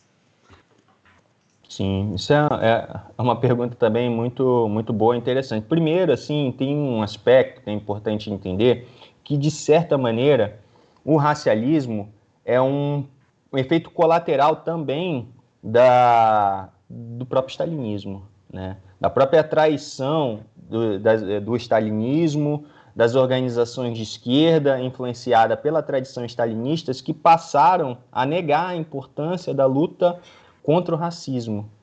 Então, de certa maneira, o racialismo, né, a recusa a pensar, né, pensar em classe social, questionar o capitalismo, lutar contra o capitalismo, é produto da negação do combate ao racismo feito pelo stalinismo e que acabou se disseminando por todos os PCs, todos os partidos comunistas. Quando eu falo partidos comunistas, por exemplo, no Brasil, eu estou falando do PCB, eu estou falando do PCdoB, né, que vieram dessa tradição stalinistas, né, e que hoje escondem, né, esse passado e tentam, de alguma maneira, aí, reavivar, né, já que a gente está na era das fake news, também fazendo uma fake news aí lá à esquerda, tentando reavivar o stalinismo. Então, de certa maneira, o racialismo é um produto, um efeito colateral também do stalinismo. Agora, qual que é o problema, né? O problema é que o racialismo, né, ele pressupõe, ele parte de uma ideia de que o racismo, na maioria das vezes, o racismo é um produto ahistórico, né? O racismo sempre existiu. Os grandes teóricos que a gente classifica como racialistas, eles partem de uma ideia de que o racismo acompanha a humanidade desde o seu alvorecer, né? Nessa forma, por exemplo, o Carlos Moore, que é um antropólogo que hoje vive no Brasil, um antropólogo cubano, ele parte da ideia de que desde os primórdios, desde as primeiras civilizações, os brancos eram racistas com os negros. Isso não é verdade. né? E quando parte dessa ideia histórica de que o racismo sempre existiu, a consequência é que, já que sempre existiu, sempre existirá, né? Então, necessariamente, os brancos são essencialmente racistas, independente da classe deles. E os negros só podem lutar contra o racismo separadamente, né? E aí dissolve a classe, né? Um negro burguês é aliado natural de um negro trabalhador, o que não é verdade, né? O Barack Obama não foi aliado de nenhum dos negros. Não é à toa que explodiu aí isso tudo nos Estados Unidos. 8 anos de governo Obama não resolveu a vida dos negros. Então, o racialismo leva, quando influencia porções do movimento negro, leva o movimento negro para um beco sem saída. O caminho, o desfecho final do racialismo é apoiar, né, um projeto dentro dos marcos do capitalismo, apoiar governos burgueses, às vezes, inclusive, dissimula, né, como eu estava brincando aí, né, nós por nós, é raça que prima, negro vota em negro, quando vê, tá todo mundo votando no PT. E massacrou os negros, entende? Então tem esse lado também que enfim, bizarro. Então, assim, o racialismo, ele leva os negros a um beco sem saída, porque ele não coloca em xeque o sistema que foi responsável pela maior barbárie da história da humanidade, que foi a escravidão negra, o tráfico negreiro, né? Então, assim, não coloca em xeque o capitalismo. Ele dissolve o elemento de classe e prioriza o elemento da raça. Nós, do PSTU, acreditamos, nós lutamos contra o racismo obstinadamente. Porque o racismo é uma espécie, eu gosto de usar essa metáfora, o racismo é uma corda que fica em volta do pescoço dos negros da nossa classe. Mas a outra ponta dessa corda, ela amarra os pulsos da classe trabalhadora branca. Ela não prejudica só o negro, ela prejudica também os negros, ela prejudica também os trabalhadores brancos. Olha nos Estados Unidos, país mais poderoso do mundo, a classe trabalhadora mais poderosa do mundo não consegue fazer uma revolução. Não consegue fazer uma revolução por quê? Porque parte da classe trabalhadora branca nos Estados Unidos está envenenada pelo racismo. Ela acha que, de alguma maneira, ela é superior aos latinos, superior aos asiáticos, especialmente aos chineses, superior aos negros. E por achar que é superior, ela é esmagada junto com os negros e os latinos. Então, para nós, do PSTU, os inimigos naturais dos negros da nossa classe são os brancos trabalhadores, os latinos trabalhadores, e por isso nós precisamos lutar contra o preconceito deles, lutar contra o racismo, para unir a nossa classe contra o inimigo comum, que é a burguesia. E isso, o racialismo é incapaz de responder. É incapaz de responder. Deixa eu só fazer uma correção, porque na minha pergunta eu embaralhei as coisas. O racialismo e colorismo também, né? Eu misturei as coisas, mas, né, são coisas diferentes. O caso da Djamila era um caso de colorismo, fazendo a correção aqui. Sim. Tem a ver, inclusive, né? Porque aí a ideia de que tem uma gradação, né? E que, inclusive, é o que a gente vai de encontro, a gente se choca com isso. Porque os negros são diversos, os brancos também são diversos, tem tonalidade de pele diferente, textura de cabelo, porque os negros não podem ter. E o mito da democracia racial tenta fazer com que os negros de pele um pouco mais clara, de traços um pouco diferentes, se aproximem do campo do branco, e do branco burguês, né? E nós defendemos a autodeclaração para a gente se reconhecer a nossa raça e se aproximar da nossa classe. A Djamila Ribeiro, ela, só para pegar esse gancho aí, né, eu acho que vale depois uma outra live só para entrar nessas polêmicas aí, ela diz assim, não, eu sou mal interpretada com o conceito de lugar de fala, todo mundo pode falar, mas sempre que ela está acuada, ela tenta questionar a negritude das pessoas, né? Então, como ela é uma negra de pele retinta, ela sempre tenta, quando ela está acuada, nas traições que ela faz, e são muitas e repetidas, né, ela tenta se defender, não, mas eu sou uma negra retinta, você tem a pele mais clara. Eu quero ver na hora que ela pegar uma Claudicéia da vida aí, uma Daisy aí, quero ver. Aí ela vai se lascar. Tá feito o convite, viu? A Daisy tá assistindo aí. Claudicéia, se não tiver, o convite Também chega até ela, viu? Não tem problema não. Deixa eu aproveitar, a gente está falando de nomes, né, e polêmicos, tem um outro nome que faz sucesso aí, que é o Silvio de Almeida, advogado que, né, é muito famoso pelo debate que ele faz de racismo estrutural, no livro que ele publicou, inclusive na coleção coordenada pela Djamila Ribeiro, que é aquele Feminismos Plurais, né, ele tem um livro sobre racismo estrutural. Você já chegou a ler alguma coisa sobre isso, Wagner? Né, tem algum debate sobre isso? Você pode explicar para a gente? É isso mesmo que ele diz? Já. Como é que é? Olha, essa pergunta é boa, é polêmica, é muito boa, Você né? viu O que ele termo gosta racismo das polêmicas, né, Vera? Uma pergunta e fala, essa aí é boa. Ele gosta de polêmica. Tá pra Mas a brincadeira, gente vai não. lançar essa polêmica, inclusive, né, depois, né, Vé? É sim. Esse termo racismo estrutural tá correndo aí, né? Tá na moda. A gente está falando, tá na moda. Aliás, eu suspeito até que o Silvio Almeida, né, ajudou aí a elaborar esse roteiro, né, que o Lula falou ontem, né, sobre a consciência negra. Ele tem uma relação, só um parênteses, ele tem essa relação próxima com o Lula? Disso eu não sabia, assim. Sim.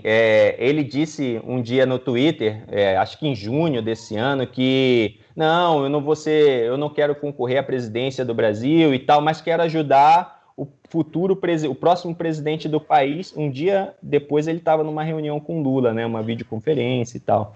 Então tem essa proximidade, né? Ia participar, curiosamente, ele ia participar, até eu fico fuçando essas coisas na internet, de um lançamento de um livro sobre encarceramento negro junto com Lula. É um negócio, assim, impressionante, né? Então, assim, sobre essa coisa do racismo estrutural, né? Quando o Silvio de Almeida ele fala que o racismo é estrutural, nesse livrinho dele, ele diz que o racismo está na estrutura política, econômica e jurídica da sociedade. Pois bem, mas o nó fica aí. Que sociedade? Porque não existe uma sociedade em abstrato, né? Quando ele fala em sociedade, não fica claro que sociedade é essa. E aí, não só fica uma sociedade abstrata, como também induz a ideia que o racismo, por estar na estrutura de uma sociedade, ele acompanha todas as formas de sociedade. Acompanha a sociedade capitalista hoje, mas também vai estar presente numa sociedade comunista. Isso não é verdade. Isso não é verdade. Que o termo racismo estrutural, qual é a grande armadilha desse conceito? Né? É que o termo racismo estrutural, ele preserva justamente o vínculo profundo entre o racismo e o capitalismo. Por que eu falo preserva? Porque o Silvio Almeida, ele se esquiva, primeiro, de uma avaliação histórica sobre as origens do racismo. E, em segundo lugar, porque, de novo, né, ele evita analisar o vínculo indissolúvel entre o racismo e o capitalismo. Daí, por exemplo, se ele fala em neoliberalismo, se denuncia o neoliberalismo, como se o neoliberalismo fosse a fonte de todo o mal e não fosse uma doutrina econômica ou uma faceta do próprio capitalismo. Entende a artimanha? Não é à toa que esse conceito de racismo estrutural tem sido usado tão confortavelmente pela grande mídia burguesa. Eu assisto a Globo News quase todo dia para saber o que eles estão falando, né? Os grandes empresários. Os jornalistas da Globo News só falam em racismo estrutural, né? É falado também por economistas burgueses que reivindicam as teses neodesenvolvimentistas, né? Que criticam o neoliberalismo, dizendo que o neoliberalismo é negativo, é predatório, e com a saída. Vamos voltar ao neodesenvolvimentismo do PT. Né, que nos trouxe até aqui. E é também um conceito utilizado por inimigos declarados dos trabalhadores e dos negros, como Lula, ontem, falando em racismo estrutural, ou como a dona da Magazine Luiza. Não sei se vocês viram recentemente, quando ela fez aquela atividade de marketing lá, falando que, deu uma declaração dizendo, quando eu soube o que era racismo estrutural, eu chorei. Bom, tem alguma coisa errada aí. Né? É verdade. Entende? Então, assim, o racismo, ele é uma ideologia que se manifesta nas relações sociais dentro do sistema capitalista. É uma ideologia. Então,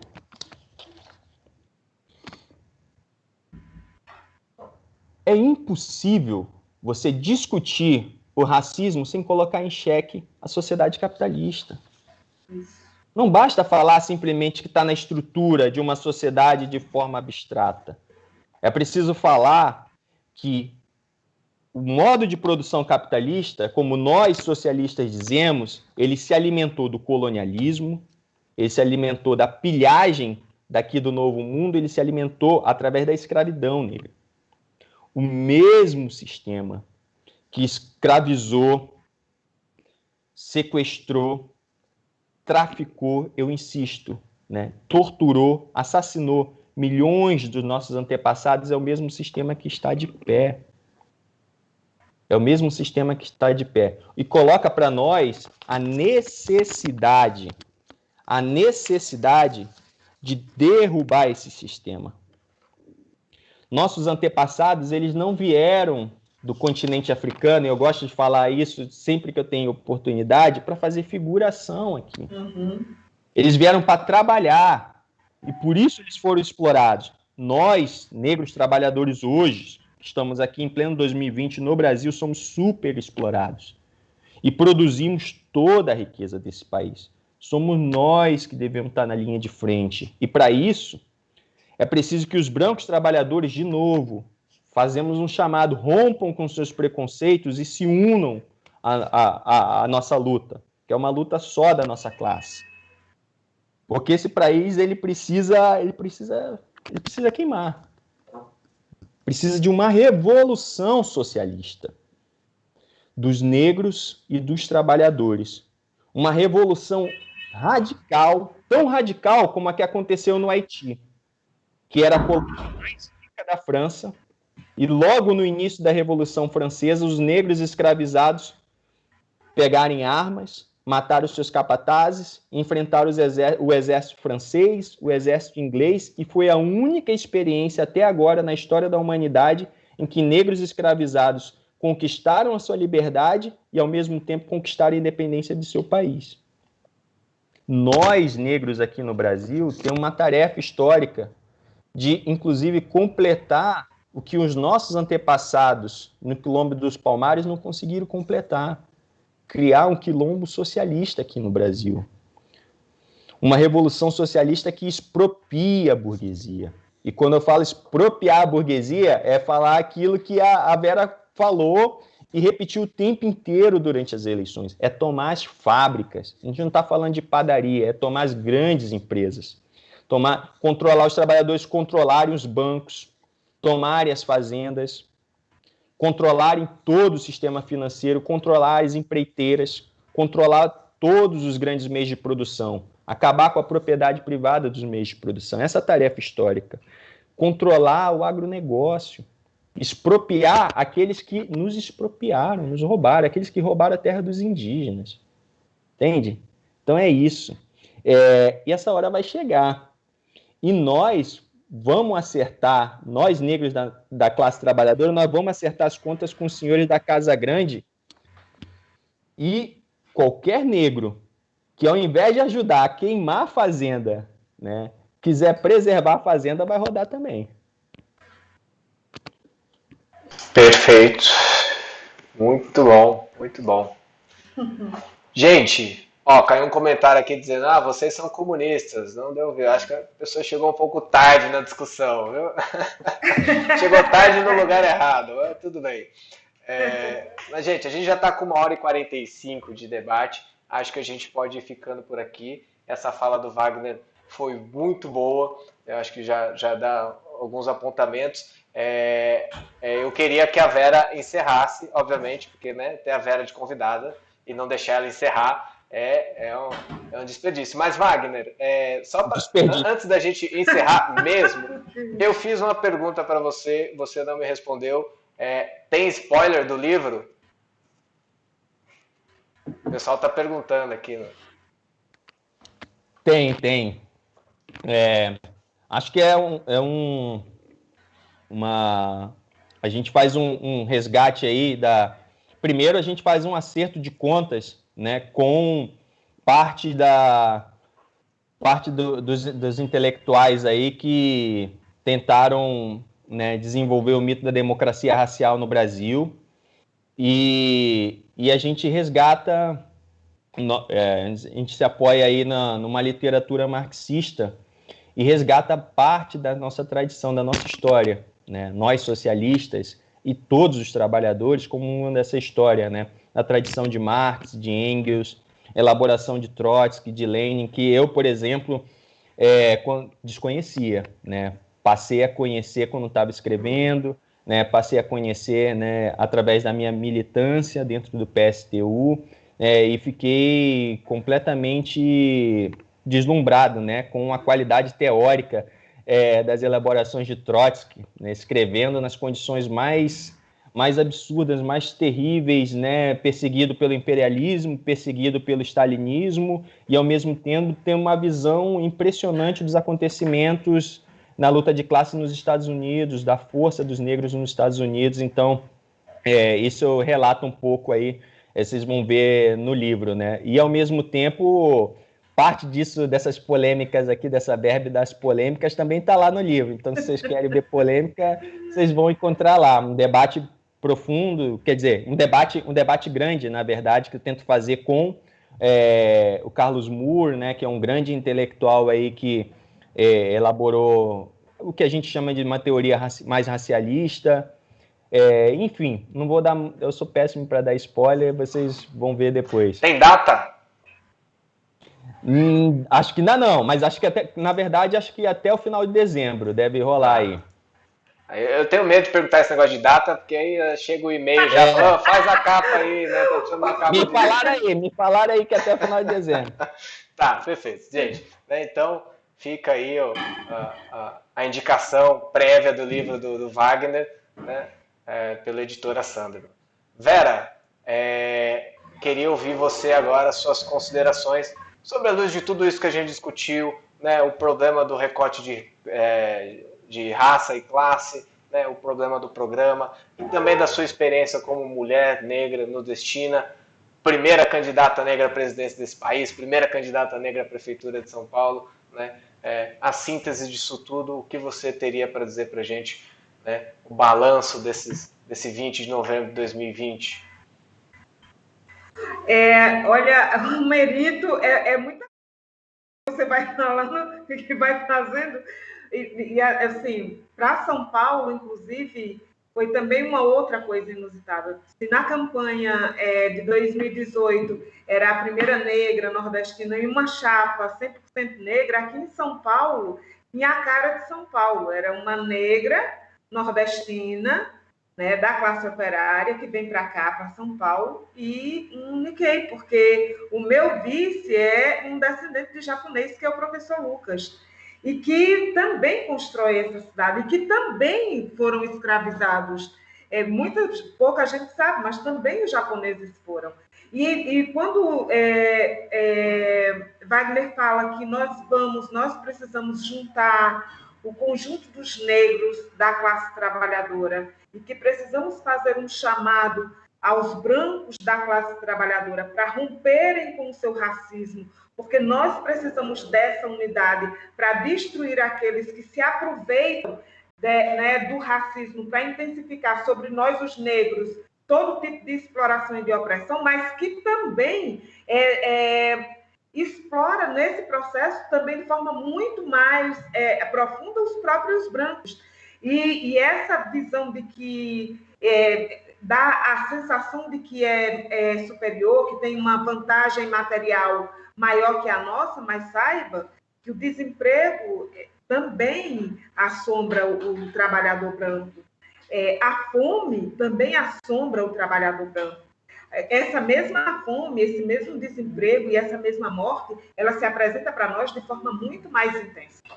Mas nós estamos submetidos ao mesmo sistema que impõe tanto a ele quanto a nós a exploração, que é o sistema capitalista. Então é isso, o racismo não é uma coisa que está no ar. Né? Então, não é uma luta de negros contra brancos, é uma luta do conjunto dos negros e brancos da classe trabalhadora contra a burguesia branca, majoritariamente branca, mas que também é negra.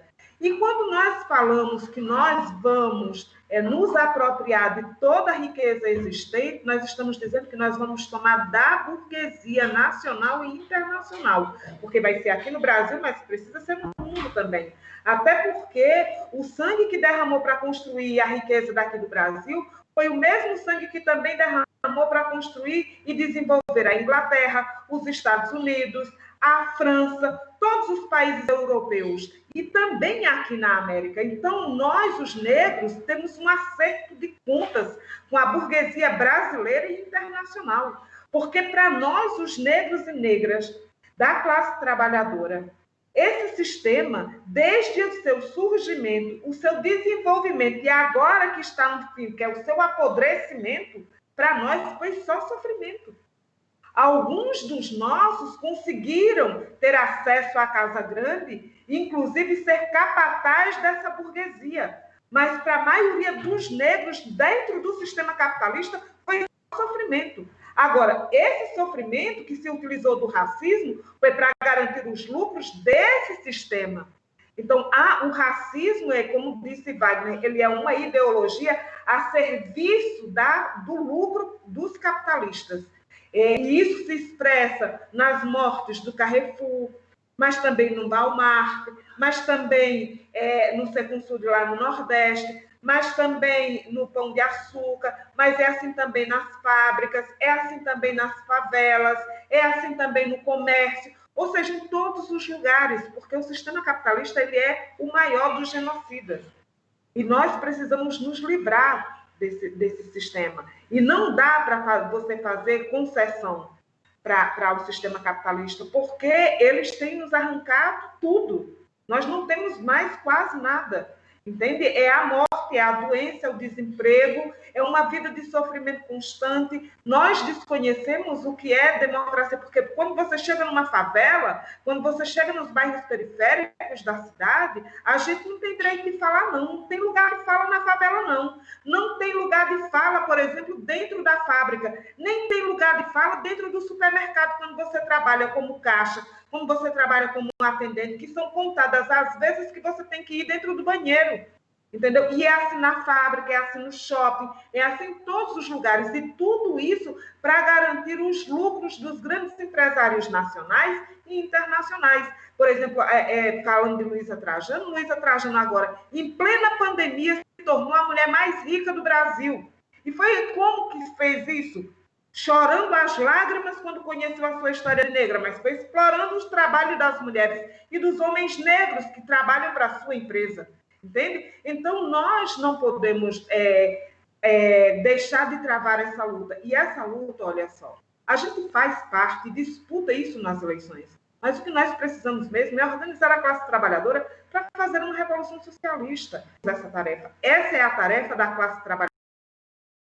Essa é a tarefa dos negros e negras da classe trabalhadora. E nessa tarefa não tem atalhos, não tem concessão para a burguesia, porque a burguesia não nos concede nada. Ao contrário, ela nos tira absolutamente tudo. E quando Wagner diz, no meio desse processo, quem ficar no meio a serviço deles vão rodar, vai rodar mesmo, porque nós precisamos nos apropriar de toda a riqueza que nos foi roubada. E nós não podemos permitir que aqueles que em nome de uma raça, eles se colocam na nossa frente como capitão do mato, como é esse Sérgio Camargo, que está aí na Fundação Palmares. É uma vergonha, mas é assim que a burguesia se utiliza dos nossos, daqueles que têm a nossa cor, para dizer que o problema está entre nós. E o problema não está entre nós, o problema está entre uma sociedade que vive da exploração e que se utiliza das nossas diferenças para intensificar sobre negros e mulheres todo tipo de exploração e de sofrimento. Essa sociedade é podre. Nós precisamos destruir. E o racismo mata a serviço do capitalismo, que mata muito mais. Então, essa é a tarefa. Perfeito. Vera, sempre muito bom te ouvir, né? É uma satisfação muito grande. E a grande revelação do dia também foi o Wagner, viu, Wagner? Né? Ganhou uns fãs Wagner, aqui, ó. Né? Devia ter aparecido mais cedo nessas lives. Muito bom, gente. Gente, o debate muito bom, mas... Prazer demais. É maravilhoso. 2 horas a gente vai ficando por aqui, ok? A gente agradece a disponibilidade de vocês para participar nesse sábado à noite. Debate alto nível. Mas agora, né, desejo aí um bom descanso, um bom domingo para vocês, ok? Ok. Obrigada, gente. Beijo para todo mundo. Tchau, Vera. Tchau, Romerito. Tchau, Wagner. Tchau, todos. Tchau, Romerito. Valeu, gente. Tchau, pessoal do país inteiro que está aí nos acompanhando. Bom final de semana. Beijo. Um abraço. Tchau, tchau. Gente, debate muito bom, mas a gente vai ficando por aqui. 2 horas de debate já. Bastante extenso, mas um debate muito bom, alto nível. Para quem ficou curioso aí com o livro do Wagner, acompanhe a editora Sanderman no Instagram e no Facebook, né? Logo eles devem publicar a data de lançamento aí, assim que tiver tudo encaminhado, né? A editora Sanderman vai divulgar, ok? A gente volta a se encontrar no final de semana que vem. Eu ainda não tenho pauta para a próxima live, mas se você tiver uma sugestão, pode deixar aí nos comentários, né? A gente pensa aí um tema para debater na próxima semana, ok? No mais, a gente agradece a participação de todo mundo e deseja para vocês também um bom domingo. Um abraço, até semana que vem.